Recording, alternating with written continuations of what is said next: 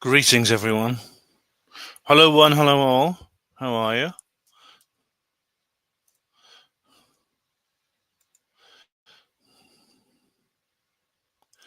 This will hopefully be mean I'm live. Hope so, anyway. This will hopefully be I'm live. Hope so, anyway. Why am I getting an echo? Oh, I know. So hopefully I know. Hope so, anyway. Why am I getting an echo? I know why. Hello, everyone. Welcome. Welcome to everyone in the chat box right now. Hello to Nothing As It Seems, Mab. Neil Peel, the Paranormal Peep Show. How you going? Hello, evening, Ben and Spacefarer, says Neil. Sugar says Nothing It Seems. How do you get so fly? Just an earthbound misfit. Sounds like the words of a song. The proverbial butterfly effect, come full bloom. Chatting with myself, Billy Idol said it best. All right. Hi, how you doing? Who else is here? Hugo Rune, greetings. Spliffs in the tin. We have here David Splendid Isolation. Hello, and DJ B2. Pie Pounder. Welcome. The Teddy Bear Adventures. And the Arts Channel. Oh, you're here, so that's good. Load of people here so far. I've got a little tune to start us off with. I thought Terry Joyce does this. She always plays a little bit of music at the start, so I thought I would do the same. So, guess what? I've got something here for you. You'll like this.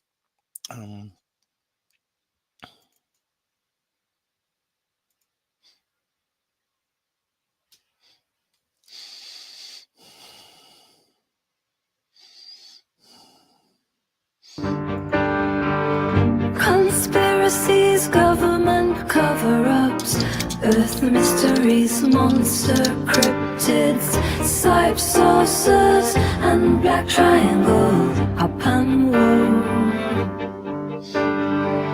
Black goo in Antarctica, lizard kings from the seventh star, men in black and Queen Boudica, up and woe. Black goo in Antarctica, their clothes from the seventh star. Men in black and Queen Boudica, up and woe. Welcome to the Hop and Woe Show. That was good, wasn't it? That is, of course, by Rhiannon. She actually composed and put that together for me. So thank you very much, Rhiannon. Much appreciated. Okay, I've got something else to play you now. This is gonna make you feel a bit weird. All right. You know, whenever I'm doing one of these night live streams, I always put like a notice up, don't I? I always have like a notice. Well, this is the notice I put up, as always. Now, you may know that Rhiannon created another piece of music, a very short jingle based on the Points of View theme. And I put it on as the soundtrack for the notice. Well, something a bit weird happened. Some of you've noticed this, actually, because, well, 55 of you have watched this. So let's just watch it. Let's just watch it ourselves, shall we? You should be able to see that. Yes, you can. Good.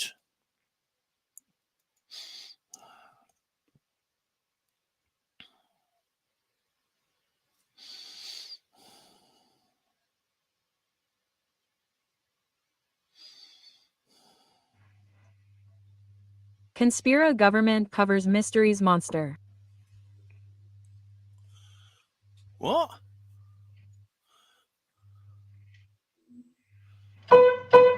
What? That's not what it should be. Let's listen to that again. Conspira government covers mysteries monster.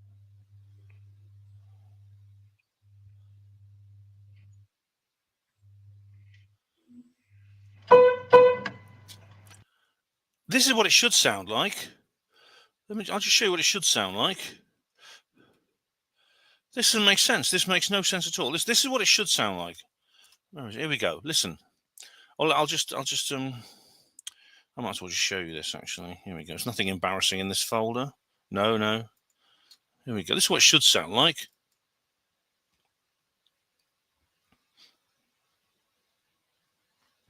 Conspiracies, government cover-ups, Earth mysteries, monster cryptids, psyops, saucers and black triangles, her panwo. Rhiannon says here, the aliens have hijacked it. This is really, really weird. It's very weird indeed. Hello, David. How are you, sir? Are you well? I'm not bad, thank you. I'm not bad. Hello, Serastium. How are you? Welcome. Hello, all of you. Right, someone's mentioned the Online Safety Act. Unfortunately, it's already in effect, I think, DJ. That's why they've shut down. That's why you can't get BitChute or Gab anymore. Right, nothing it seems. My youngest son still continues to play our piano loudly, I might add. Oh, you got your own Liberace in the family. All right. I think I've worked out exactly what's happened with Rhiannon's notice. It's this. I had this put on my channel. This is on my channel page. Here, see, it says here, auto dubbing is now enabled on your channel. The audio on new videos will be automatically translated into other language to make your content more accessible. You can always adjust your settings. I think somehow they think Rhiannon's speaking a foreign language. But I'll tell you what, let's see what we can do here. Maybe I can get rid of this. Right, how do I do that? Use automatic dubbing. How do I undo automatic dubbing? Turn off automatic dubbing. Upload defaults, advanced settings. Right. Right, what's that? Let me do that again. Sign into YouTube. Click settings.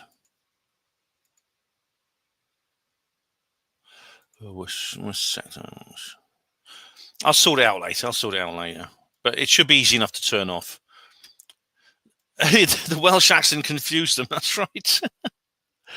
Hello, Jacking off. How are you, sir? Are you well? Hello, Andy Young. Welcome. How are you doing? Hugo spoke 5 languages. Yeah, you've been around a bit, haven't you, Hugo? Yeah, you've been around a bit, mate. Yeah. They've replaced it with dub sentences. How dare they? Yeah, it's not. It's obviously not a very good system. So I'm going to deactivate it as soon as I can, because it will probably there'll probably some sort of maybe foreign languages or something, even in strange words that I use for effect. That it'll dub in. It'll think it's a foreign language and dub. Oh, settings bottom left. Thank you very much. Thanks very much, DJ. Oh, I see it. Yeah. All right, then. Maybe I can do this quickly now. Upload defaults. There we go. Uncheck the allow automatic dubbing box. Advanced settings. Here we go. I'll change the automatic language on my. There we go. Right. Yes. Allow automatic dubbing. I just uncheck that and click save. There we go. Right. That should do the trick. Right. Let's have a look at what's going on here. Let's try it now.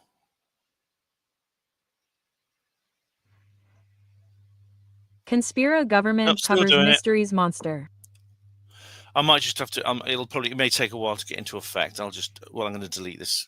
I'll delete this notice anyway. I don't need it anymore. There we go. Oh, there we go.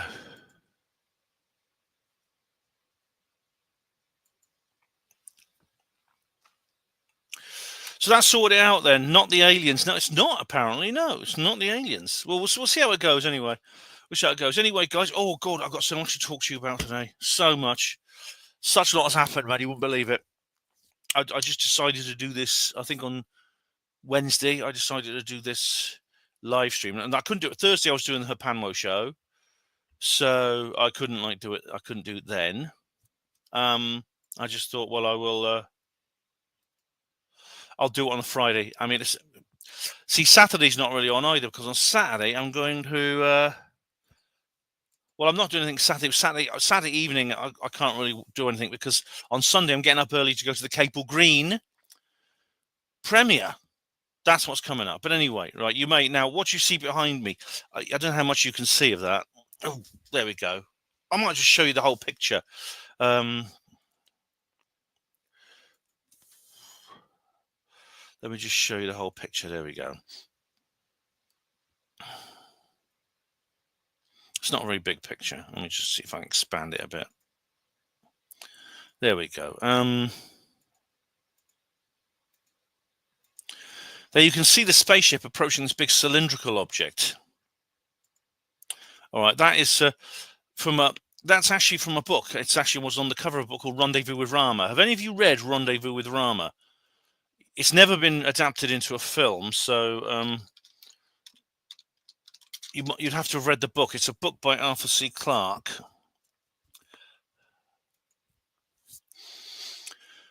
God, it's so long ago I read it. A 1973 science fiction novel set in the 2130s.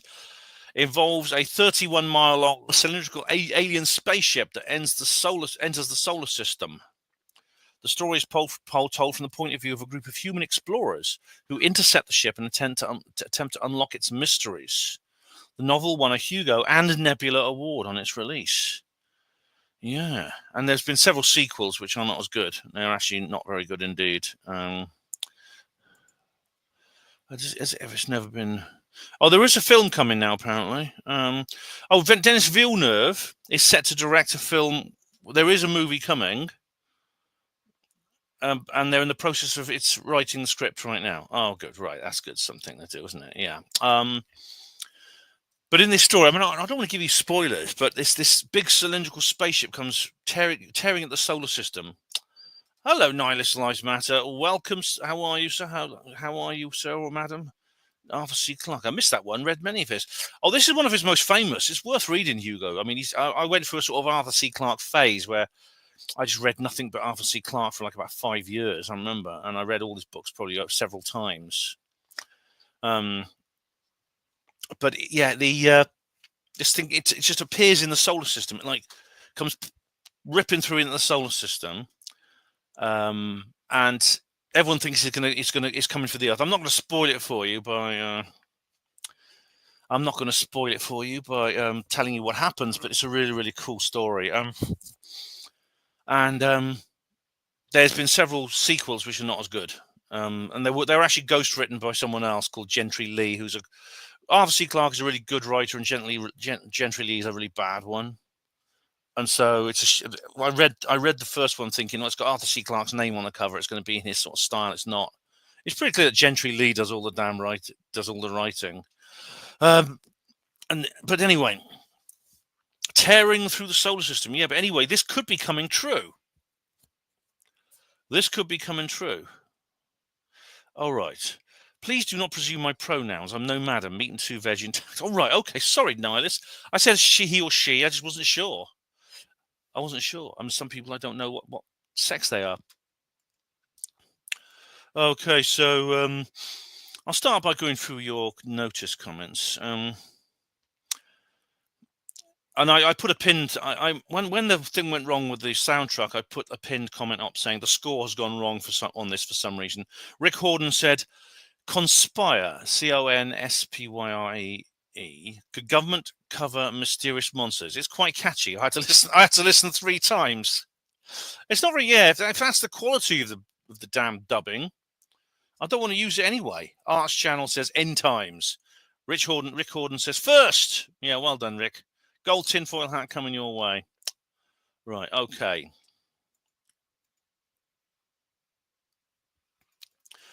I don't know how many of you.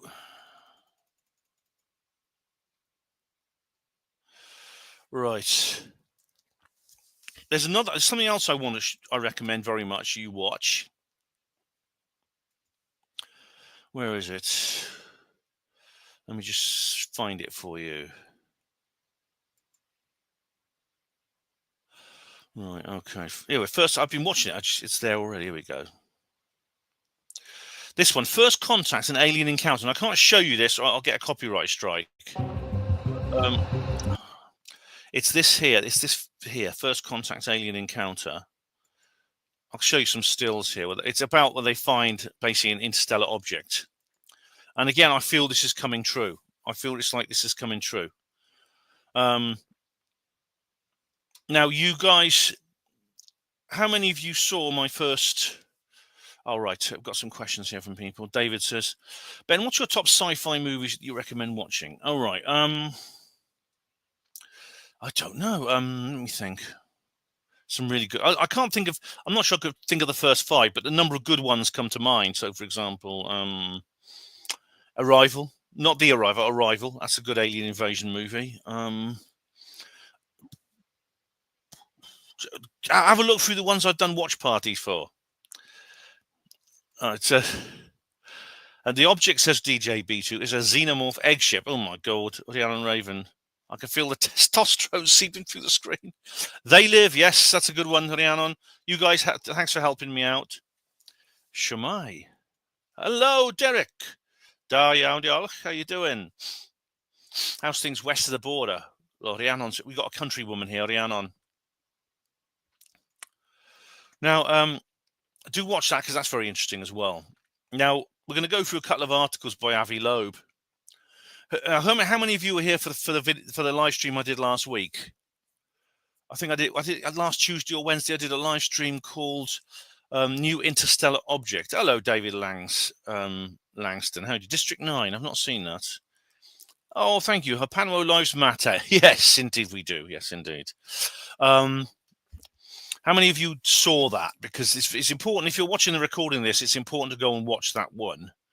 Because I'm not going to repeat the information that's in that. But I can give you a bit of an update on what's been happening since. Now, we do have a... You've already seen you may well have already seen the... this was in the notice, but I'll just show you again. This is July 17th. So this is yesterday. This is where the object was. It's still under there. It's still got the designation All Please on there. It's All Please is now is not called All Please anymore. It's now called 3i Atlas. So you can see it's roughly between Jupiter and Mars, and it's going to.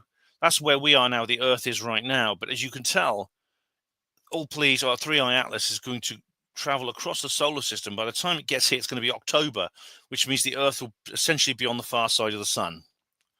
So we won't actually see it when it hits perihelion, when it gets as close to the sun as it's going to, and then heads back off into space.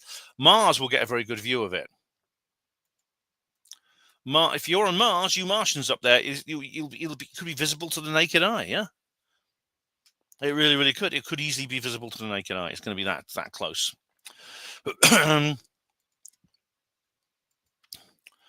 So that's where it is at the moment. Now, at the moment, it is still on its natural eccentric trajectory. So at the moment, there's nothing to indicate this simply by its motion, by its velocity. There's anything strange about it, but that could change. Now, since the other day when we examined the information from Professor Avi Loeb, there's been an update. He's written a number of new articles. I'm going to go through 2 of them. And just do a read through 2 of them. I'm going to do some commentary along the way, and to also you can ask questions and make comments yourself if you're listening live, or indeed put a comment underneath if you're watching the recording. And it really throws into question what we've been told in the mainstream about this, very, very much indeed. So this was the first article I want to read, published 4 days ago. It's on his blog on Medium. It's medium.com, aviloeb.medium.com. How to distinguish extraterrestrial spacecraft from interstellar rocks. Now, to give you a bit of background, Avi Loeb was the kind of discoverer of Oumuamua, or joint discoverer. Hey, Terry Joyce, how are you? Nice to see you, darling. How's things? Thank you for your... Oops, where are we now? Hi, what? What's going on? My comments are doing weird things. Oh, hi, Terry. How are you? Do check out Terry's recent videos. She's on Terry's channel. She's got some interesting videos here. Let me just show you her videos here. If you're not familiar with Not My Rabbit Hole, you can actually check her channel. But I've just been watching her channel, so do check this out. There's a couple with me in, as well. There's a few videos with me in there, and so check those out. Yeah. Thanks, Terry. Thanks for joining us. Arch chances. Avi Loeb is a Mossad agent. How do you know that? What if it's neither an extraterrestrial spacecraft nor interstellar rocks, but a massive cardboard cutout of Taylor Swift? I think I've got a feeling the astronomers would be sort of like going. They'd be like sort of like going a bit crazy right now. They'd be they're all Swifties, these astronomers, aren't they? Glad to hear it, Terry. Glad to hear it. So Avi Loeb, who's I don't know why you think he's a Mossad agent like Uri Geller. I mean, I don't know why you think that. They're both Israeli, but that doesn't make you a Mossad agent. I'm British, but I'm not an MI5 agent, am I? Despite what Richard D. Hall will probably tell you, and the other backslappers. This is another psyop. I see. So Avi Loeb is a Mossad agent, like Uri Geller. This is another site. Oh, my goodness me. We have a backslapper in our midst. Yes. We have a backslapper. Well, now this is off topic, but Uri Geller actually is an agent, or he was. It's actually not really a secret anymore. But Avi Loeb is a scientist.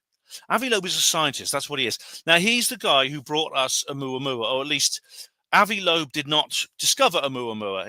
It was discovered by someone else. I think her name was Denise somebody. At the Pan-STARRS Observatory in Hawaii. But it was Avi Loeb who first came up with the idea. He was part of that team, and he was the first one. Unlike the others all rejected this idea. And indeed, this is in that First Contact Alien Encounter movie that I showed you. In that particular movie, he's not even mentioned. His name does not even come up in that movie. They got all the rest of the team who dealt with the Oumuamua when it appeared in 2017, but his name is not even mentioned.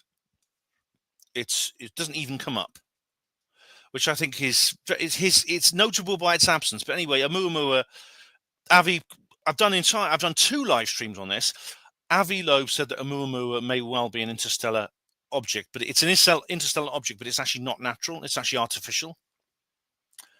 And indeed, as I explained last week, there was an experiment. They did turn the Jodrell Bank telescope towards it to see if it was emitting a signal, and it wasn't.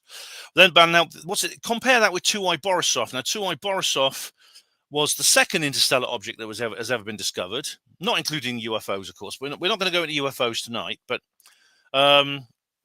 it was discovered in 2019, and this is a photograph of it here. I'll look at the Wikipedia page here. There's the photograph of Borisov, and I can show you its trajectory. Here we go. This is a map of its trajectory. This is it versus the red one is Oumuamua, the yellow one is Borisov. You can see it's approached us from virtually a 90-degree angle to the ecliptic. Very eccentric orbit, straight in there, straight out again. But people thought it might just be a normal comet, because sometimes normal comets do this. They have that kind of trajectory and eccentricity. However, they worked out from its velocity that Borisov had to be an interstellar object. Now, when they looked at it, when they observed it, they found it here, comet chemistry. It says here, it's very similar to the Oort cloud comets. So in other words, it's actually not much different from the comets that are actually in orbit around the sun, which indicates it must have come from a similar kind of solar system and formed in a similar way in an exoplanetary solar system. Now, 3I Atlas is different to both of those.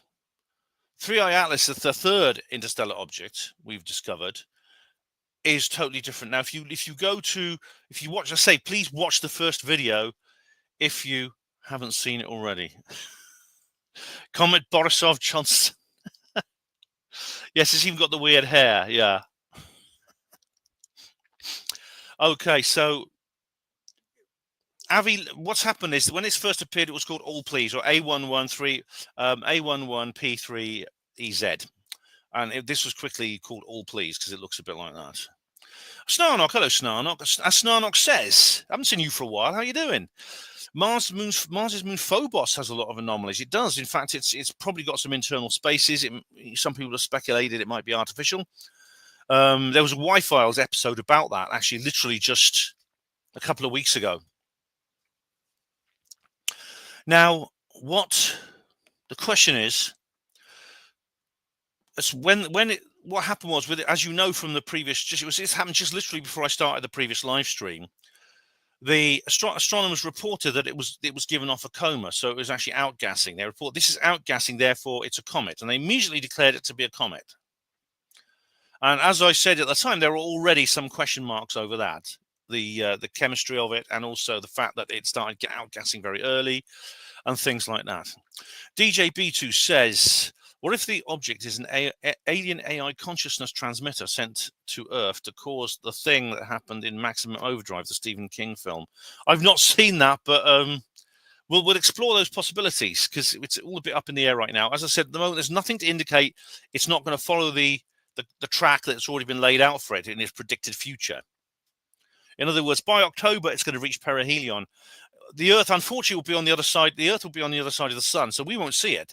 The sun is eclipsing it, and what will happen is that by the time we get to see it again next, it'll actually be past perihelion and heading out of the solar system.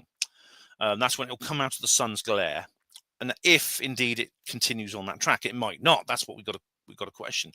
And it's traveling very fast, 36 to 38 miles per second, which means at that velocity, it's not going to be around for long. In fact, it will be past the orbit of Jupiter on the other side of the solar system by March next year. I was just thinking, because this object, like I said last week, is almost on the plane of the ecliptic. Its direction it's coming from is very unusual.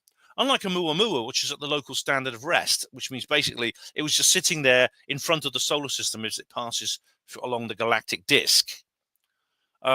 This is specifically coming from a direction. It's coming from the center of the galaxy. This is why we didn't actually see it. We could have spotted it much earlier, but it was lost in the glare of the Milky Way. DJ Beta, all right, Maximum Overdrive. A comet comes near the Earth and all the electronic appliances start killing everyone. Oh, my God. Art channel, Cocoon, the old folks breakdancing. I like that, yeah. It would be very interesting if we could see a close-up image of the black satellite. Is it possible using a telescope? That would be like the Black Knight. Well, apparently, it can be seen, apparently. I don't know. So because it's on the plane of the ecliptic, it's coming out of the galactic bulge. We didn't see it until it was too late. If it had only been 6 months earlier, we'd have a real close encounter with it, because it's going to basically go right across the other side of the solar system. It's going to go very close to Mars. And as I said last week, it's possible they'll be able to appropriate or repurpose the Mars orbiters. Oh, Derek says, subscribe to Terry Joyce. Yay, well done, Derek. Well done. Hope I'll get Terry some more viewers. She's got me a few more viewers, so hopefully I'll get her some more. It's going to come very close to Mars, and it's possible that we could repurpose the Mars orbiters. There's about 6 craft in orbit around Mars right now. There's about 6. They are called. Let me just have a look. What they're called. I know a couple. There's 2 apparently that have been named as possible candidates for repurposing. Let's have a look. Yeah. Mars Express or Tianwen-1. That's it. There's an American, there's a NASA probe from the United States, and a Chinese one that are currently orbiting Mars. We could repurpose those. Hello, Tina. How you doing? Calling occupants of interplanetary craft. Yes. Ah, Snarnock. You mean Devon Island? You've been watching Your Rich Planet, haven't you? Yeah. With a little furry creature, the lemming. Yeah. Well, those are actually those are surface probes. They're actually rovers on the surface. So there is a chance that both there's the I think it's called the Curiosity rover, and there's the Chinese one, the Tianwen rover, the Arctic lemming. That's right, cute little furry thing that's on Mars.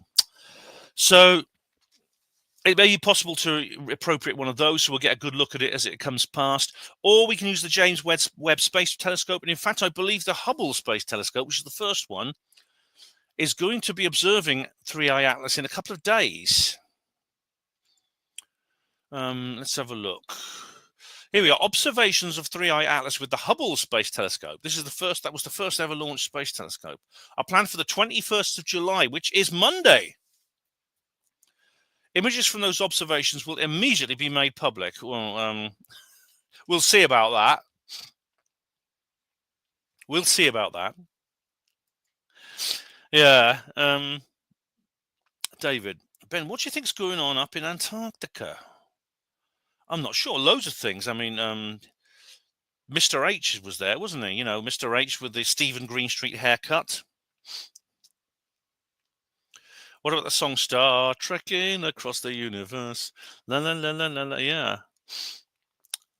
Yes. Oh, the walrus bone, crinoid fossil statue. Oh, yeah. There's all kinds of. You know, that's true. Now, we may be able to get a good look at it. That's the thing. But oh, it's Hugo's birthday. Yeah, 68 years old. Well, happy birthday for then, Hugo. It could be a good birthday present if we get a really good look at it, eh? Where is the draw of pressure? She's supposed to be a thermo object. Well, we'll come on to that. We're going to come on to that, nothing as it seems. Let's go through this article here.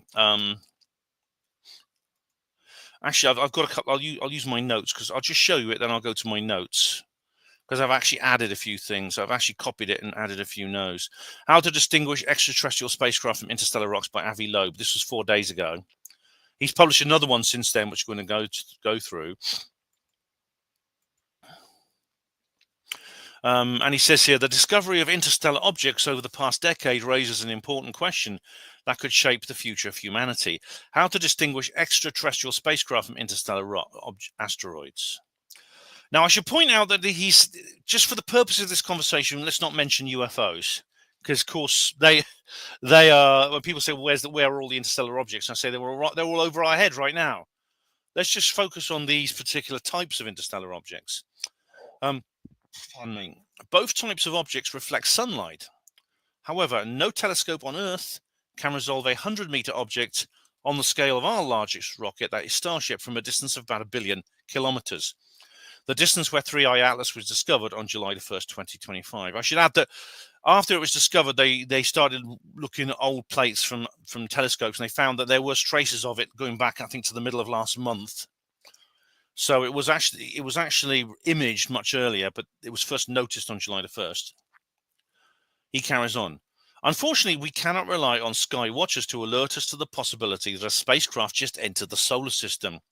Even after the first reported interstellar object, One-Eye Oumuamua, showed the anomalies of a flat shape and non-gravitational acceleration without a cometary tail that distinguished it from any known asteroid or comet. It was nevertheless labeled as a dark comet, namely a comet without the unique signature that would flag it as a comet, a visible plume of gas and dust. I should point out that and he describes Oumuamua as it having a flat shape. Now, we don't know it was flat. All we know is that it was very irregular. Asteroids almost always have like a circular or potato-shaped profile shape. Oumuamua appears to be very, very much longer on one axis than the other. Its brightness kept changing as different aspects of itself were shown. You know, so for example, at one point it was like that, then it was like that, and it went like that. So its brightness, the amount of sunlight it was reflecting changed. And what's more, it was also turning on. It was also rolling like that. And not only that, there was a third kind of wobble that went like that. So it was actually turning on. It had 3 axes of rotation. It's a very, very strange object indeed. But it was called a dark comet. So this, what Avi's discovered is there is a prejudice in the astronomical community towards calling things comets before you know that they are. So it's like, assume it's a comet. It's like doctors. Whenever you go to the doctor and you've got something wrong with you and the doctor doesn't know what it is, what does he say? That's a virus. It's a virus.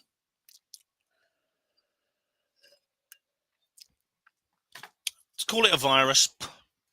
And astronomers appear to be like that with comets. If they don't know what it is, call it a comet. And he says here, given this definition, any object launched by humans into space, which is pushed by rocket fuel or solar radiation pressure, is a dark comet. Yeah, the Starship and the Space Shuttle and International Space Station, all dark comets, guys. The best we can hope for is courageous astronomers like you, Avi, you're one of them, that would admit anomalies exhibited by outliers, namely features that may fit better the description of a technologically manufactured object than a natural rock. Recently, I listed the anomalies of the new interstellar object 3I Atlas, and we talked about that last week, didn't we? We talked about Avi's article then. This, and he goes on to describe 3I Atlas. This object is anomalously bright, implying a diameter of about 20 kilometers for the typical reflectance of asteroids. So he's assuming that if it's made out of the kind of material that asteroids are usually made out of, this is going to be like big, huge, 20 kilometers across. The implied diameter and detection rate are untenable by the mass budget in interstellar asteroids. I'm not sure what that means exactly. Oh, as I showed in a new paper just published in the research notes of the American Astronomical Society. Okay, guys, what we're not going to actually look in detail at Avi's papers, if you don't mind, because it's just a bit too complicated, and it's there's lots of scientific language in it. So we'll focus on his blog articles, because his blog articles essentially are for the public consumption based on the papers that he's written. And he says here, if 3I Atlas ends up being a comet, its nucleus must be an order of magnitude smaller. The nucleus being the solid thing in the middle, which gives off all the gas and dust and the steam and other things. But if it happens not to possess a large cometary plume of dust or gas, what is the nature of this object? Without asking this question, humanity will remain in the Stone Age regarding interstellar objects. Even if 3I Atlas will show up as a genuine comet, like 2I Borisov, as it gets closer to the sun and heats up, we should always ask this question about future interstellar objects. And this is the thing, like I said last week, right? Like I said last week, if anyone says things like, people are going to say to me things like, oh, Ben, because in the next couple of months, if it's a comet, we will know about it because it will grow a big tail. And we will know. And people are going to go, yeah, boo, sucks to you, Ben. All the backslappers will come tearing down on me saying, told you so, na, na, na, na, na, na. You were so sure it wasn't a comet. You were 100% certain, weren't you, Ben? Well, I'm not. And I'll remind them. I'll just say, look, I've never said for certain it's a comet. Backslappers like to polarize everything. Backslappers always, they make out that they're the ones with all the answers and they know already what you're going to say anyway before you even say it. Hello, David Morgan. How are you? Are you the David Morgan who's been in my recent video when we were in Watford? Are you that David Morgan? How many other comments have we got here? Yeah. Oh, Phobos is potato-shaped as well. Yeah. Objects are usually circular. If they're big enough so lithostatic pressure can't keep them in shape, they will collapse into circles. The Earth, the major planets are all spherical for that reason. If there's enough lithostatic pressure, that's the strength of the actual material, they will form more irregular shapes. But long, thin ones are extremely rare. You need you need a specific structure for something long and thin. Avi said it was flat. Other people say it was more potato shaped. But as I said, if you Google an image of a Oumuamua, you'll see something that looks like, it's called the turd picture. It looks distinctly natural, but it's just this long, thin thing. All right, so so here we go. An interstellar object is easy to identify by its tail. An interstellar comet is easy to identify. Borisov it grew a tail as it got close to the sun. It came about, Borisov got about as close to the sun, or slightly closer than Atlas is scheduled to do, and it grew a big tail, and it was obviously a comet. And Atlas will, in the next couple of months, we will find out one way or another, because it's going to come closer and closer to the sun. When it gets to its perihelion in October, it should have a massive plume of gas and dust coming off it. If it doesn't, we're going to have to rethink this. But he says here, what are the markers that would distinguish a technological interstellar object, a spacecraft from an asteroid? Here are some of them. Number one, propulsion, a central engine or solar radiation pressure, as I suggested in a paper with Shmuel Bialy for 1I Oumuamua. Yeah, his famous theory that it was solar sail. This would cause a technological object to deviate from a Keplerian hyperbolic orbit dictated solely by gravity. Number 2, trajectory. The path of the object could selectively target the inner planets in the solar system. For example, the orbital plane of 3i Atlas was within 5 degrees of the ecliptic plane for the Earth's orbit around the Sun. Now, how likely is that? I mean, the likelihood for these orbital angular momenta to be aligned so well is 0.00001. That's all it is, as I had mentioned in my recent anomalies essay. So it's very unlikely it's going to be like this. In fact, I don't know how many of you watched The Angry Astronaut. He's just done a really interesting video. Hello, Brett Riverboat. How do you do? And Brett Riverboat says here, Ben, the moon is about 400 times smaller than the sun, but also about 400 times closer to the Earth. Yeah, this is impossible, because what you're saying, Brett, is that, and this is a well-known coincidence apparently, where on the celestial sphere, the sun and the moon are the exact same size. They have the same apparent size on the celestial sphere, which is a weird coincidence. You say it's impossible. It's not physically impossible, but it's very strange.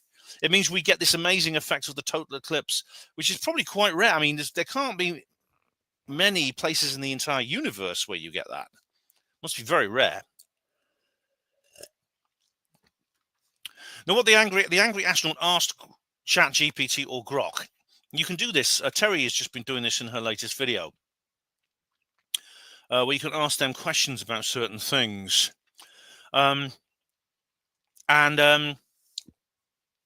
He asked about what the chances, when you add up all these anomalies, what do you get? Because the space between, if you take Jupiter to the sun and you create like a sphere, it's 588 cubic astronomical units. If you like, you have to have pi times 3, plus the distance, which is, I think, 5.6 astronomical units. The astronomical unit is the average distance of the Earth between the Earth and the sun, which means the odds of it having this particular trajectory are, and it's another amazing coincidence, which is on the scale of the one that Brett Riverboat just mentioned. It's that level of coincidence. So it's in a sense, we're incredibly lucky or unlucky, depending on how you see about it. So if for example, Atlas was something selectively designed to target the inner planets of the solar system, it would probably do this. It would actually approach within the orbit of Mars, probably not too close. It looks like this does want to stay. It doesn't want to get too close to the Earth right now, in which case, perihelion around about the orbit of Mars, that kind of range from the sun is about right. Within 5 degrees of the ecliptic plane, again, it's perfect if you are actually on an intercept course for the solar system. Number 3, artificial lights. Reflection of sunlight can be distinguished from artificial light by its spectrum and through its faster decline with increasing distance from the sun. So, does this have artificial light? In fact, if you remember from last week, Avi is considering that possibly that this object, Atlas, 3i Atlas, is not just reflecting sunlight. It is generating its own internal light. Number 4, shape. An artificially designed shape can be inferred from the light curve of reflected sunlight as the object rotates. Yeah, this is how One-Eye Oumuamua was inferred in a paper by Sergei Mashchenko to have a disc shape. Number 5, image from flyby. Oh, right. Well, this is out of the question, unfortunately, right now, but resolved details of the object's surface could instantly distinguish a technological object from a rock. Oh, if only, if only. Such an image can be taken by a camera on a dedicated intercept mission, or in case the object happens to be passing very close to the Earth. Not this time, guys. Like I say, if it comes 6 months earlier, that would be perfect. Landing on a technological object through a rendezvous mission like OSIRIS-REx would offer the benefit of a direct inspection, including the privilege of pressing buttons on it. That's exactly what happens in Rendezvous with Rama. Do read that book if you get the chance. Surface composition, number 6. Remote spectroscopy of the surface might show signature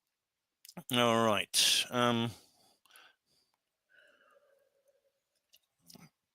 This is the photo that illustrates it. Let me just show you that.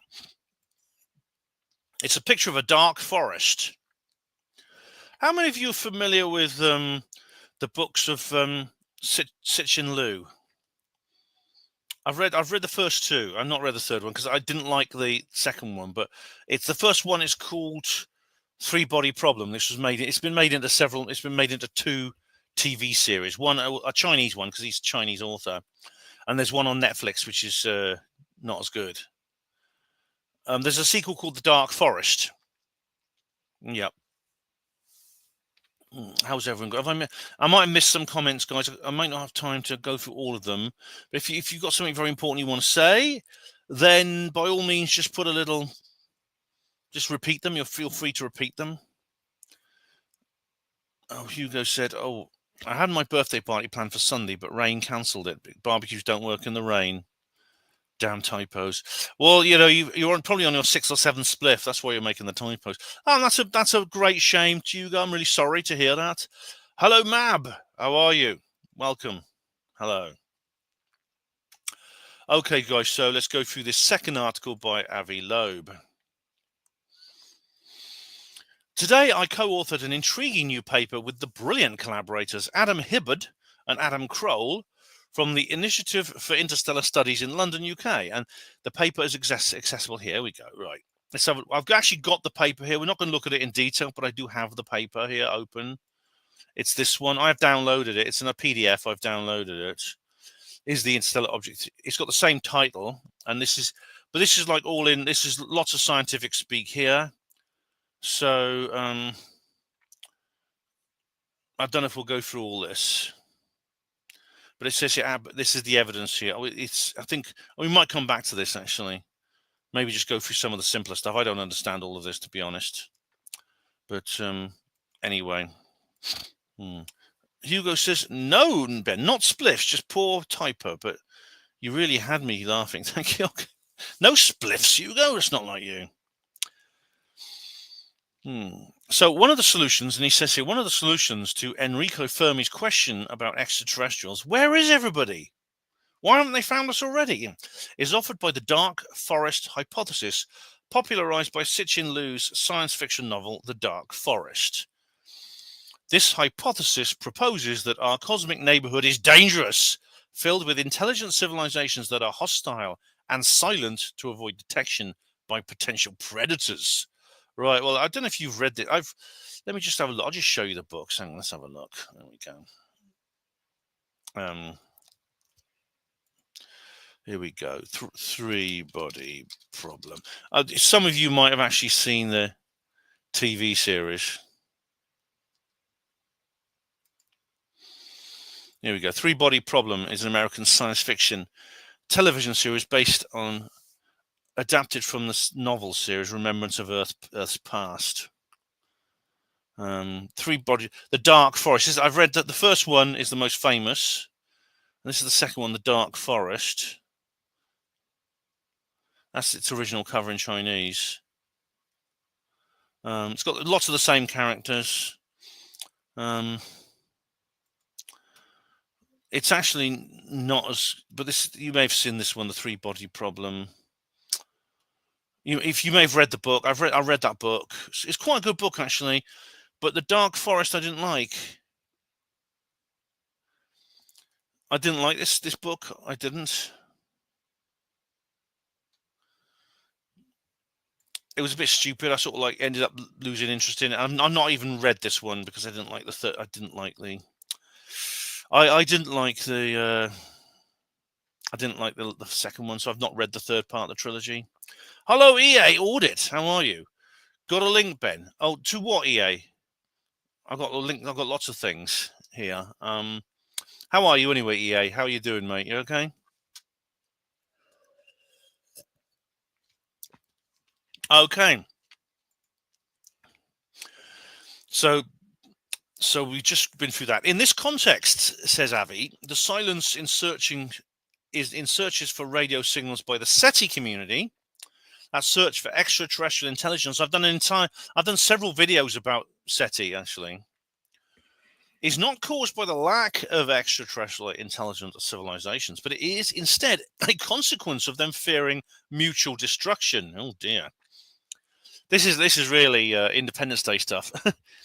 Our paper explores the possibility that the recently discovered interstellar object 3I Atlas may provide evidence in support of the dark forest hypothesis.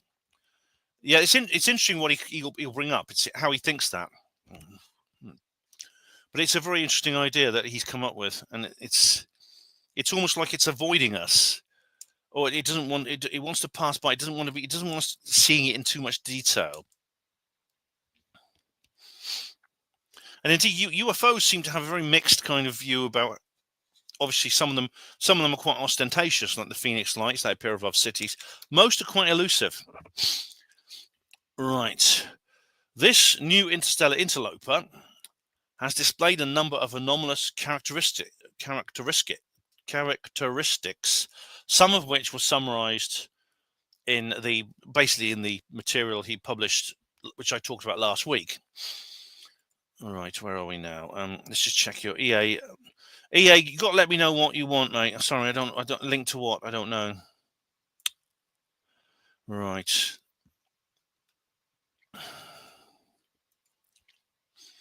Number 1, retrograde orbital plane.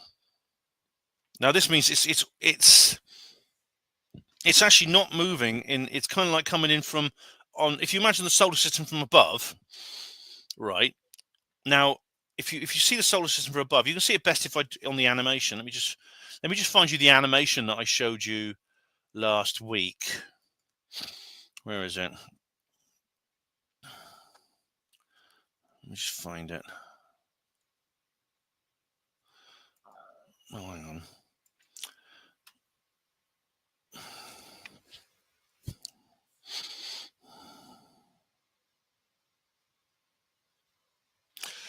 Pardon, bear with me, guys. This is the animation I showed you last week. Oh, come on.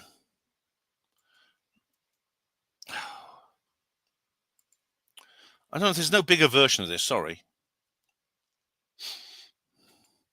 As you see here, look, the Earth, all the planets, if you imagine you're looking down from above, like at the North Celestial Pole, the planets are all orbiting anti-clockwise.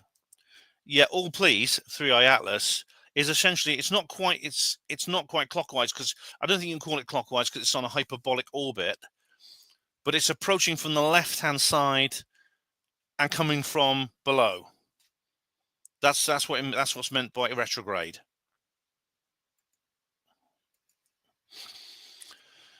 And that's what he says here. So it's defined by the orbital angular momentum vector of 3I Atlas around the Sun that lies within 5 degrees of that of the Earth's and the ecliptic plane. The likelihood for that coincidence out of all random orientations is 0.2%. Number 2, as I showed in a recent paper, that's the one from last week, the brightness of 3I Atlas implies an object that is 20 plus kilometers in diameter for a typical albedo of 5%. That's the albedo is the amount of light it reflects. Too large for an interstellar asteroid. We should have detected 1 million objects below the 100-meter scale of the first reported interstellar object 1I Oumuamua for each 20-plus kilometer object. So this is an odd coincidence that this other big object has just appeared so soon after Oumuamua. Number 3, this is very important. No spectral features of cometary gas are found in spectroscopic observations of 3I Atlas. I covered this last week. They haven't detected, was it oxygen, hydrogen, water, ammonia, methane? These things are not in this comet, that's what you get in Oort cloud orbital comets. That's what you got in Borisov. It's not in 3I Atlas. So the scientists call this a cometary coma, but is it? The detected reddening of reflected sunlight could originate from the surface of the object. And he provides some citations. The fuzz around the 3I Atlas is inconclusive given the motion of the object and the inevitable smearing of its image over the exposure time. Right, so basically this is what happens when anyone takes a photograph of something. If the exposure is too slow and the object is moving at a particular speed, it'll actually move while the film is being exposed, and so you will literally get like a line, a smearing of the object. You'll see that. Right. Number 4. For its orbital parameters, 3i Atlas is synchronized to approach unusually close to Venus, 0.65 AU, where 1 AU is the Earth-Sun separation, 0.19 AU to Mars, and 0.36 AU to Jupiter. So it's actually seen. It seems to be very conveniently timed. Its passage, its transit of the solar system seems very conveniently timed to intercept 3 planets very closely: Mars, Venus, and Earth. You can see it in the animation. Let's look at that animation. Let's look at that animation again. You can see it. Look at it. You see? There we go. It's gone past Jupiter. Look at it as it approaches Mars. And then Venus, look, see? And then Jupiter again a second time. Or, sorry, the first time Jupiter. Yes, Jupiter's over here there. So Jupiter's there. So it only passes Jupiter once. But it passes very close to all 3 of those planets. In fact, the only planet it doesn't get close to is Mercury and Earth. Mercury is supposedly the most boring planet in the solar system. It's just a little rock that sits near the sun, no moons, no atmosphere, nothing. So Mercury is supposedly a very boring planet. And why is it avoiding? Why is it avoiding Earth? Arch Channel says, is it a man-made probe? Right. Well, if it is, that is technically possible. If, for example, the secret space program has actually gone interstellar, this could be some kind of man-made interstellar object. Yes, it could. That seems unlikely, I think, because they would make sure that they transit in a way that we wouldn't actually notice. Oh, Jinskin Pivot is here. Hello. Hello, Jin. How are you? Hi, Ben. What's your Swindon talk? Really interesting and one of your best presentations. Thank you very much, Jin. Thank you very much. No doubt you'll disagree with me a lot, like you always do. So I look forward to your comments. I look forward to you challenging me and me trying to wiggle out of it. Here we go. He says here, there's a cumulative probability that this object will pass so close to those 3 planets of 0.005% relative to orbits with the same orbital parameters, but random arrival time. Yeah. Now, as I said earlier, if only it arrived 6 months earlier, it would have come quite close to the Earth, but probably not as close to those other planets. Interesting, that, isn't it? It's like it's not. Is it avoiding Earth and just wants to look at those other planets? Number 5, 3i Atlas achieves perihelion on the opposite side of the sun relative to the Earth. This is interesting. This could be intentional to avoid detailed observations from Earth-based telescopes when the object is brightest or when gadgets are sent to Earth from that hidden vantage point. Gadgets. What does he mean by gadgets? The retrograde trajectory at perihelion speed of 68 kilometers per second, opposite to the direction of motion of the Earth around the sun at 30 kilometers per second, makes the velocity difference between Earth and 3i Atlas 98 kilometers per second. It's like 2 cars hitting each other head on, or they pass each other. It is therefore impractical for Earthlings to land on 3i Atlas at closest approach by boarding chemical rockets, since our best rockets reach at most 1/3 of that velocity. Yeah, it's interesting, isn't it? Right. Number 6, the optimal point of reverse solar Oberth maneuver. All right, it's interesting. We need to know what an Oberth maneuver is. I imagine that's named after Hermann Oberth, the rocket scientist. What's an Oberth maneuver? Oh, it's come up. A lot of people appear to be Googling this, actually, because it came up. It was prompting me, which means a lot of people are interested in this. An Oberth maneuver. In astronautics, a powered flyby or Oberth maneuver is a maneuver in which a spacecraft falls into a gravity well and then uses its engines to further accelerate as it is falling, thereby achieving additional speed. Right. And this, in fact, is what our craft do as well. For example, when I forgot the name of it, it went to Mars, but it went to Venus first and used Venus to increase its speed. So it's a mixture of engine and gravity. Yeah, that's interesting. So that's what he's talking about here. That's an O-berth maneuver. So the optimal point for a reverse solar O-berth maneuver, this is to slow down and enter orbit, not accelerate out of it, is to become bound to the sun at its perihelion. So in other words, if it wanted to go into orbit around the sun, it would be the craft would be heading exactly where it's heading now.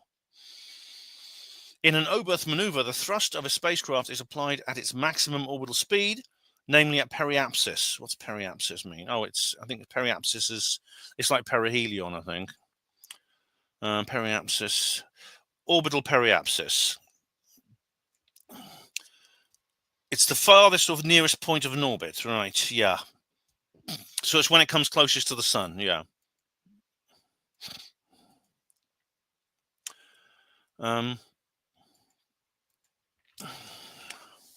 So as to maximize the resulting change in kinetic energy. This applies both to accelerating to achieve solar system escape, or alternatively to slow down from a high speed, a reverse O-berth maneuver, in order to brake, stay bound to the sun, and potentially visit a planet like Earth. It is this optimal braking point. He misspells brake. It's B-R-A-K-E. Essentially, maybe that's a Freudian slip. He spells it as in brake, as in to slow down. B-R-E-A-K. It should be B-R-A-K-E. Brake, of course, could be what they're planning to do to the Earth. It is the optimal braking point for 3i Atlas that is obscured from our view by the sun. So, right, and so when it carries out this O-berth maneuver, that is, if it wants to slow down and enter solar orbit, it's going to need to... the best time to do that, or the best way to do it, is if you want to do it and make sure people on the Earth don't see it straight away until the last moment, perhaps. So to keep it hidden as long as possible. I mean, you won't be able to keep it hidden forever, because sooner or later it's going to be somewhere where we can see it. But if you want to do it secretly and quietly and wait as long as possible before showing yourselves in orbit, do it behind the sun when the Earth is on the opposite side, because the sun is literally eclipsing the Earth from this object. And see, if it does that, then you got the point. It could be that supposing it wants to approach the Earth covertly, it may well be able to use the presence of the solar glare and in its eclipse position to approach the Earth through the solar glare. So it's basically coming straight towards us right in the middle of daylight, and so it won't be seen probably till the last minute. Although by that time we will know because it won't appear on the other side of the sun when we expect it to on its trajectory. Because they reckon by early December we should be able to see it again. If it stays on this trajectory, we should be able to see it again, even if we don't find other extraterrestrial instruments to observe it. So, for example, as I mentioned, the Mars Express or the Tianwen orbiters, which have telescopes on them, which we could repurpose, or the James Webb Space Telescope or the Hubble Space Telescope, we could use those as well to observe it when it's in perihelion. But even if we don't do that, in early December, all the telescopes, when you look in, they're going to be pointing towards the far side of the solar glare, thinking, come on, make your appearance. Let's see, when's it going to appear? And if it doesn't appear, we'll know something weird is going on. We will know. It's just next to Uranus. Cue the unoriginal. Come on, let's have them. Let's have these Uranus jokes, everyone. Let's have them. Reel them up. Okay. Now, the question you've got to ask, right? I've got a feeling that Independence Day is going to be on TV in the next couple of months. Want to bet? It'll be on the TV. Now, Independence Day, you've got to watch it. I've got the bloody DVD here somewhere. I picked this up, and I've been. Oh God, what is? Yeah, this is going to be on TV, isn't it? There we are. God, this is such a shite film. It really is. It's bloody awful. It's an awful film, but it's worth watching. just literally just so you can just so you can get an idea of what exactly the kind of propaganda we're fed about extraterrestrial life and extraterrestrial intelligence. This could be the Project Bluebeam moment. You never know. I'm sure Arts Channel will appreciate that. Could this be an Arts Channel? Arts Channel. Speak of the convenient. In 1984, Johns Hopkins University made an artificial comet that fooled amateur astronomers. He said, "Hey, yeah, well, I'm not closed to the idea that they could." I said this, didn't I, in my talk in Swindon? I'm not closed to the idea that they could use this as the Project Bluebeam moment. This double or quits, let's have the world government now kind of thing. So, number 7. The direction from where 3i Atlas is coming is orientated towards the bright Milky Way center. I've already mentioned this. Where crowding by background stars made its detection difficult prior to July 2025, which means if it been coming from a different direction, so for example, if it been coming from the local standard of rest, like Oumuamua, we'd have seen it earlier because it's much bigger than Oumuamua by a factor of several hundred.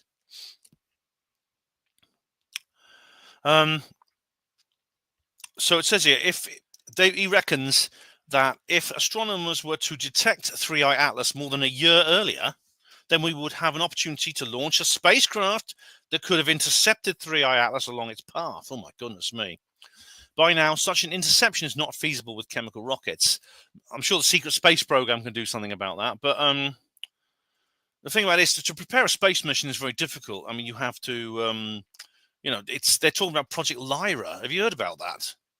They got this plan to catch up with Oumuamua, to send a rocket up to find Oumuamua. Now, Oumuamua is currently way out. It's way out beyond the orbit of Neptune now. It's right out in the what's it called, the Kuiper belt, and pretty soon it's going to enter the scattered disk, which is like the most distant minor planets of all, and it's going to head straight out. It's going to continue around about the year 2400. It'll pass the orbit of Sedna, and then it'll officially leave the solar system. And enter the Oort cloud where the comets are. And now, if you want to catch that up, firstly, you've got to prepare your space mission. You've got to be able to basically launch a rocket that can get a very fast rocket to catch up Oumuamua in anything less than a millennium. Is going to take a very fast rocket indeed. And then you've got to wait till it gets there. And you've got to know where it is, first of all. For all we know, it might have exhibited other maneuvers and gone into a completely different trajectory. We can't see it now, so we don't know. We have to guess where it is based on its last observed track. So we may send a rocket into completely the wrong place, and then you've got to wait. And we're talking about decades. If we launch the rocket today, it would still take several decades to catch up with Oumuamua. And they're not going to launch it today. We'll be lucky if they launch it in the next 20 years. What's this? DJ Butu. Isn't the perineum in the space between the poop chute and the genitals?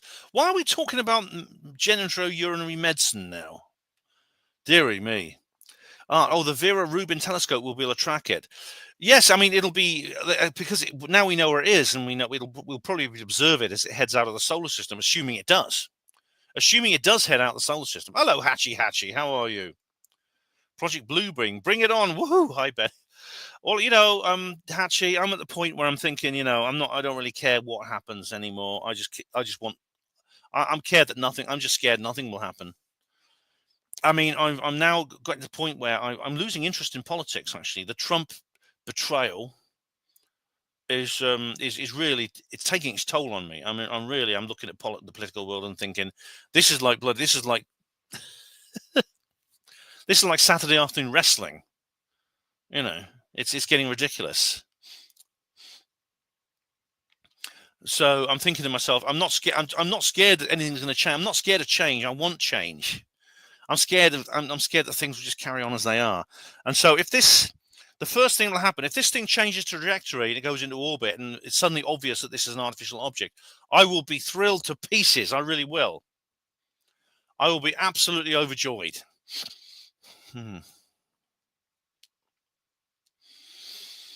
Right. Is it Voyager 1 with an alien parasite on it. You've been watching the Star Trek the motion picture, haven't you? Oh, wow.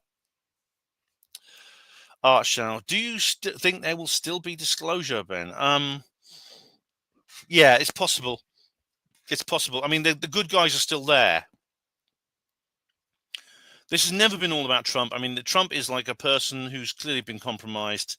And indeed, there's evidence that he's done horrible things in the past.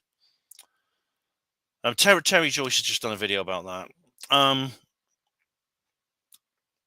And indeed, so maybe the whole thing was an illusion. Maybe if we don't know yet, we don't know what's happening, but it could be that was some great enormous illusion. I don't know,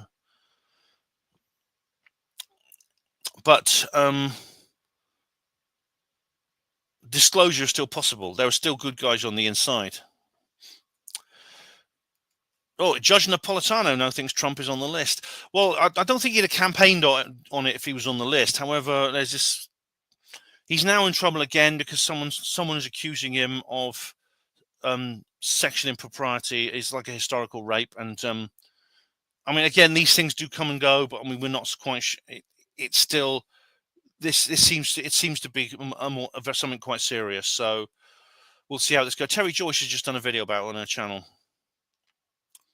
And she says, the country, the world has lost its way. Idiots in charge. Expect problems in our own backyard, if anything. Yeah. Recent videos by Napolitano. I'll check it out, DJ. I'll check it out. But the answer is yes, we could have disclosure. I mean, that's our only hope now, I think. It's our only hope. So so if this happens the way Avi is saying, I'll be thrilled to bits. I mean, of course, of course, there's always the risk. Well, oh my God, it could come and destroy the Earth. And no doubt, I mean, this movie called First Contact: An Alien Encounter. Do watch it. It's on YouTube. Do watch it. It's really, really good. Let me show it to you again.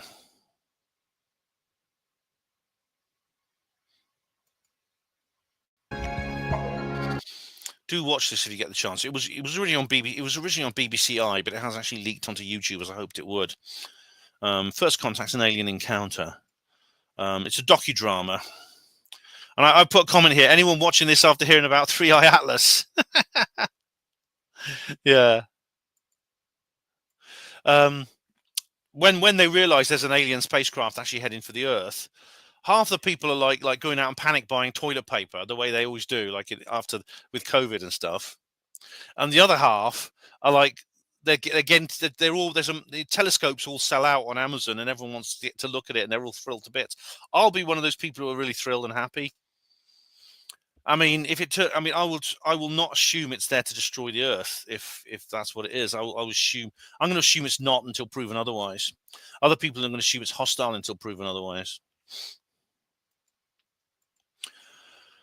Okay, so we know, so it's not feasible. I mean, it could be. You see what Avi is saying in number 7, where Atlas is coming from towards the Milky Way center, where it's harder to spot, and so we only spotted it until it was quite close. And the fact that it seems it's going on a trajectory, it's entering the solar system in a way that makes it's almost trying to avoid the Earth. It means it didn't want to be seen. It knew it would be seen eventually, but it wanted to delay it till the last minute. Now, see that could be. We don't know why that is, but it could be because it's going to attempt some kind of rendezvous. We don't know that. Number 8. Velocity thrust needed for launches of gadgets out of 3i Atlas to intercept Venus, Mars, or Jupiter are smaller than 5 kilometers per second, achievable by something like an intercontinental ballistic missile. And I'm sure they have something much more sophisticated than mere rockets. So the gadgets currently, in other words, when it passes these planets, and it's going to pass one soon. It'll actually come. Its conjunction with Mars is going to be very close to its perihelion. So about the same time it hits perihelion, its closest point of approach to the Sun, it's also going to be on its closest point of approach to Mars, and that's the point when it might release the gadgets, whatever they are. By gadgets, I think Avi means smaller spacecraft that are designed to intercept their planets. And he says, the near alignment, of the retrograde trajectory of 3I Atlas with the ecliptic plane, that is, it's on the ecliptic plane in a retrograde trajectory, like I said earlier, offers various benefits to an extraterrestrial intelligence, since it allows a spacecraft to access Earth with relative impunity. So it's the safest approach if you're a bit worried about what's happening on Earth. The eclipse of 3I Atlas by the Sun at perihelion for observers at Earth would allow a spacecraft to conduct a clandestine reverse solar Earth maneuver, an optimal high-thrust strategy for interstellar spacecraft to brake and stay bound to the Sun. He spells brake correctly here for some reason. So he could do, like I just said, he could do this when the object is behind the Sun, eclipsed by the Sun from the Earth, and do all that without being observed, assuming that we're not going to use extraterrestrial telescopes to observe it. Like I said, Hubble, which on Monday is going to do an observation. I can't wait for Monday and see what the Hubble Space Telescope sees. An optimal intercept of Earth would entail an arrival in late November or early December 2025. Put a note in your diaries, guys. Detection of a non-gravitational acceleration could also indicate an attempt to intercept Jupiter not far off the path of 3I Atlas, and a strategy to rendezvous with it after perihelion. So that's where it's going to head. I mean, it's due to intercept Jupiter sometime in March next year. So that's something to think about. That's something to look forward to. Yeah. Our paper is contingent on a remarkable but testable hypothesis that 3I Atlas is a functioning technological artifact, to which I and my two co-authors do not necessarily ascribe.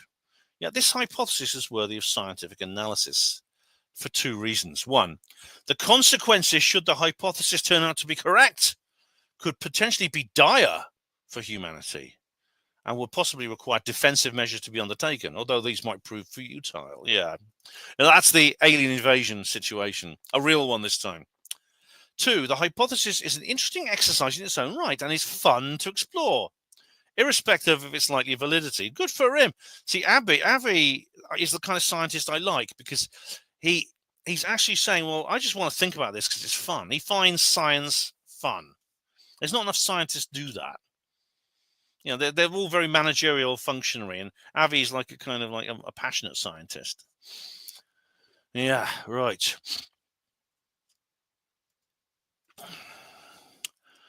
Given its interstellar speed of 60 kilometers per second, 3I Atlas entered the outer boundary of the solar system at 100,000 times the Earth-Sun separation about 8,000 years ago. This was roughly when human-made technologies became advanced enough to start documenting history on Earth. Right. So that's when that's the very edge of like the scattered disk, the outer boundary of the solar system, about 8,000 years ago. If the hypothesis about a technological artifact ends up being correct, then there are two possible implications. First, the intentions of 3I Atlas are entirely benign, and second, that they are malign. In the first case, humanity need not do anything but await the arrival of this interstellar messenger with open arms. In the second option, which this is of great concern. Yeah, that's true. I mean, it could be just neutral. It might not be either. It could be just coming to have a look at us, and it'll just bugger off. I mean, a lot of UFOs do that. Given the dramatic implications of the second possibility, we can apply the logic of Pascal's wager that suggested it is more rational to believe in God's existence than not. The insight offered by the mathematician Blaise Pascal was that the potential benefits of believing, in our case alerting humanity to the existential risk from 3I Atlas, far outweigh the potential losses. In our case, a theoretical idea that does not describe reality, while the potential losses of not believing are far greater than the potential benefits. Our paper is largely a pedagogical exercise. What does pedagogical mean? Let's look it up. I like big words, so I'm not against big words. I'm not a Jew. Pedagogical.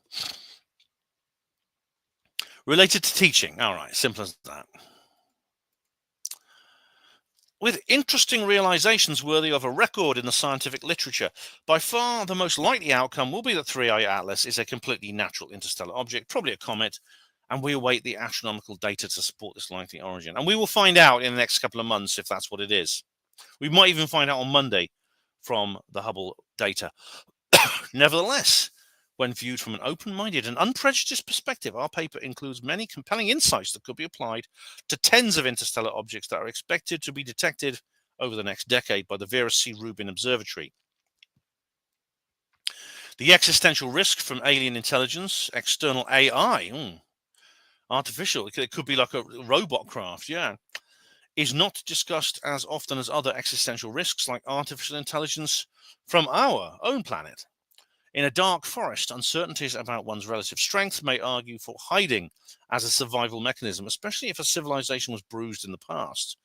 Like we were, maybe, In addition, dominance could be time-dependent, as there might always be some rising young technological civilization which becomes powerful quickly, requiring reconnaissance missions on trajectories similar to that of 3i Atlas. Oh, so they're actually coming to check us out, see how we're doing, This happens in the book, the Sitchin Liu book, Three-Body Problem.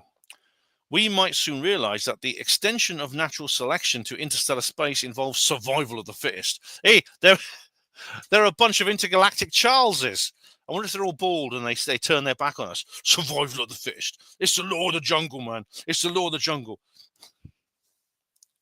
It's a dog-eat-dog world, man. In a recent essay, I provided a menu of methods for distinguishing, that's the one we just read, extraterrestrial spacecraft from interstellar rock. Here's hoping that this menu will be used by other astronomers. Ignoring the technological option is not a sign of intelligence. That's a very veiled insult there. And there's been some interesting comments on there, and let me have a look. Just go to the comments. There we go. All right. Responses. I'll show you the responses because I've left one there. Here we go. The real question, this is Mohammed Ghanem.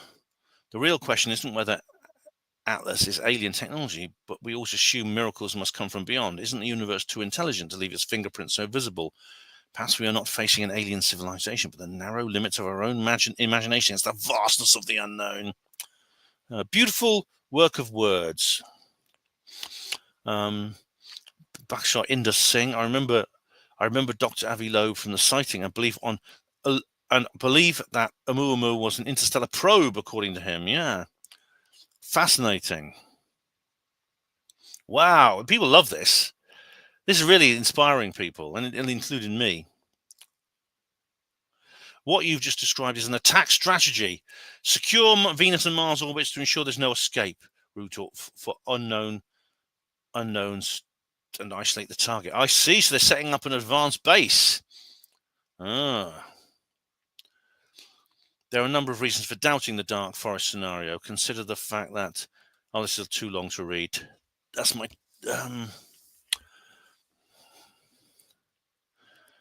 Any maneuver while taken out of view would be detected as a deviation from its predicted path once it was visible again. Correct. In fact, that's what I've just said. That I mean, we can just... All we have to do is wait and see if it appears again on the far side of the sun, assuming that no one can be bothered or have the ability to look at it from extraterrestrial telescopes. Much of this scenario was depicted in The Fountains of Paradise by Arthur C. Clarke. He invented... that's a good book, Fountains of Paradise. Yeah. Assuming it's an artificial object with conventional production. Vinci Popopellino, another Scotsman. Is it possible to know if Oumuamua, Borisov, and Atlas come from the same region of the galaxy? It is actually, and they don't. Oumuamua is from the local standard of rest. Borisov literally came from the north of the celestial sphere, and Atlas comes from the center of the galaxy. Absolutely fascinating, as Noah says. Bob McRae, dear Dr. Loeb, thank you for your unending curiosity and scientific rigor. Yeah.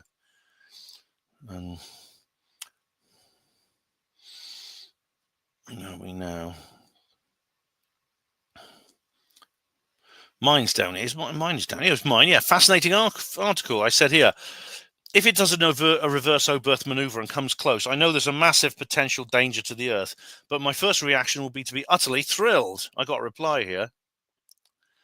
My next reaction would be bug out for the hills with a few high caliber weapons, or maybe grab the RV and head for Area 51. I'll do the second. I reply to him, if Bill Pullman suddenly appears on TV doing a bad speech, I'll do the same. If you've watched Independence Day, you'll know what I'm talking about. Right, okay, let's have a look at your comments. Is that the end of my notes? Oh, Hachi Sachi says, I'm sure Greer in blue jeans, Cool Tart, Louis, Ozzy, whatever his name, will be keeping us in suspense for another decade. Oh, not bloody. Ross Coulthart is now saying, oh, he did this video. Oh, I did an article about this. About, again, I don't put everything on her Panwo TV. But where is it? Here we go. Coulthart did this ridiculous thing. Where is it? Yeah, it's in this article here. Yeah. He claims he's now saying, in Latest Need to Know, that he has it on good authority that the Tic Tac was actually Lockheed Martin technology. And I'm quite sure because my anonymous sources have told me so. Yes. Oh, yeah.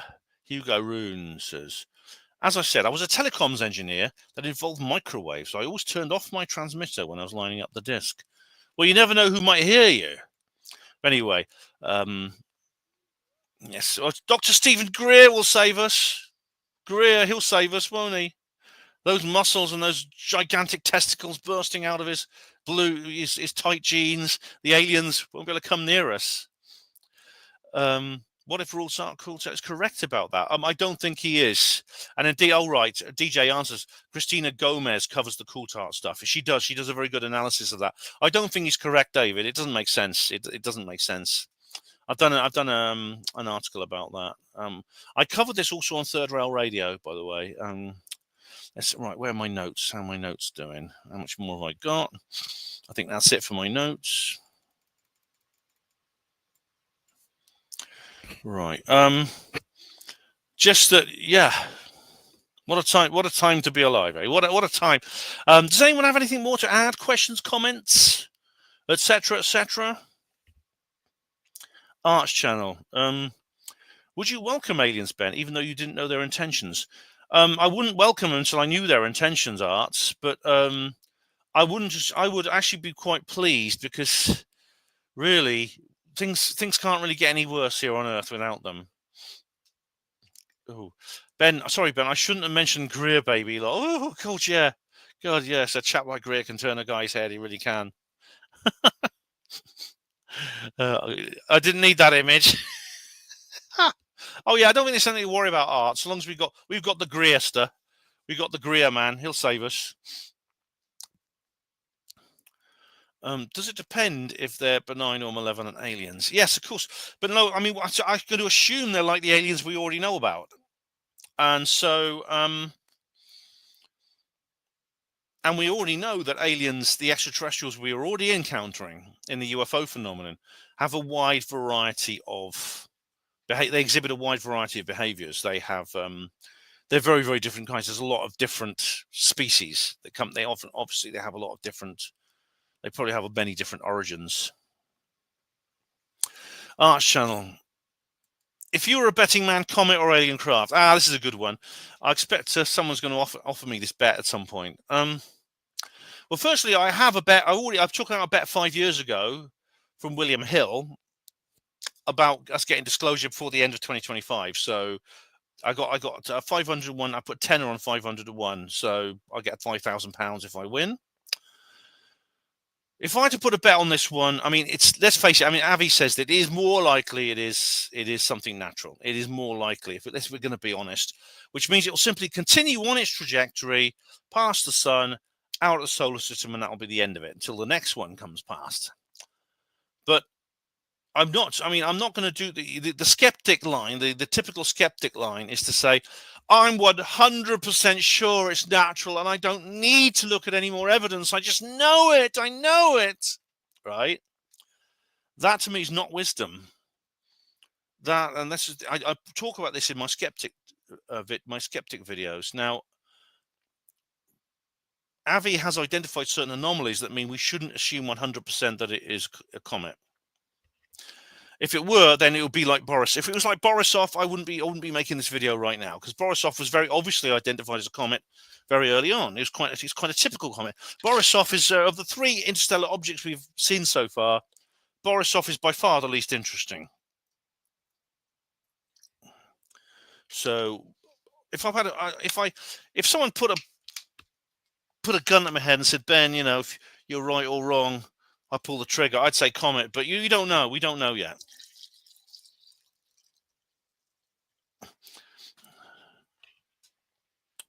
Right.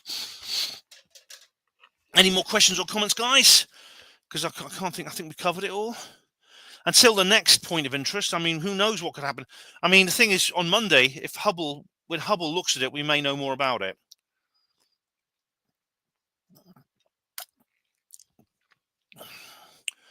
DJ B2, yes, that humble country doctor from North Carolina. Ben Da Vinci Porter, that's a good name for me, isn't it? Oh, we're talking about Lucy Letby now, yeah. Be careful of the NHS. Yes, they like to off people over 60. Well, I was in it for 23 years, and yeah, definitely. Oh, you're welcome, Hugo. Thank you very much. You're welcome. Anyone else want to add anything? Because I think that's it. I've covered everything I think we need to for now. But there will be more. I'm sure there will be more. But let me know if you have any more comments or questions, guys. Oh, hi, Pie Pounder. Thanks, Ben. Nanu. Yeah. Good old Robin Williams. Brilliant guy. David, no more cues or comments from me. Don't mention Q. That's all right. Thanks, David. Thank you very much.